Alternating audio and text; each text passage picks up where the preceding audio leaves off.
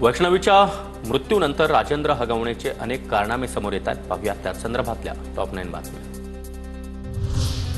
वैष्णवी मृत्यू प्रकरणामध्ये 3 साक्षीदारांचे जबाब नोंदवले। वैष्णवीच्या कुटुंबाने दिलेली चांदीची भांडी पोलिसांकडून जप्त।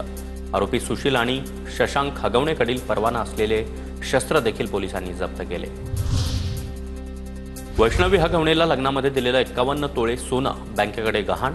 हगवणे कुटुंबानं कसपटे कुटुंबाकडून 51 तोळे सोनं घेतलं होतं।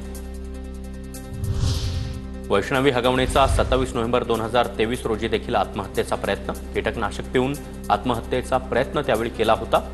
उपचार झालेल्या रुग्णालयाकडून पोलिसांनी कागदपत्र मिळवली।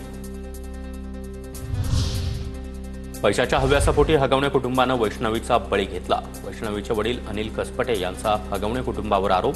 हगवणे कुटुंब आर्थिक विवंचनेत। निलेश चव्हाण हा गुंड प्रवृत्तीचा माणूस, अनिल कसपटेंचा आरोप।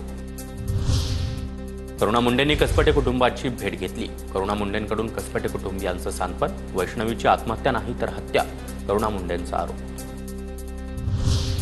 फरार निलेश चव्हाणचा कमरेला बंदूक लावून नाचत असल्याचा व्हिडिओ समोर। निलेश चव्हाणवर वैष्णवीच्या माहेरच्यांना धमकावल्याचा गुन्हा दाखल। वैष्णवी हगवणे प्रकरणामध्ये 11 महिन्याच्या बाळाची हेळसांड केल्याप्रकरणी बंदूकधारी निलेश चव्हाणवर अखेर गुन्हा दाखल। बावधन पोलिसांकडून निलेशचा शोध सुरू। 21 मे पासून निलेश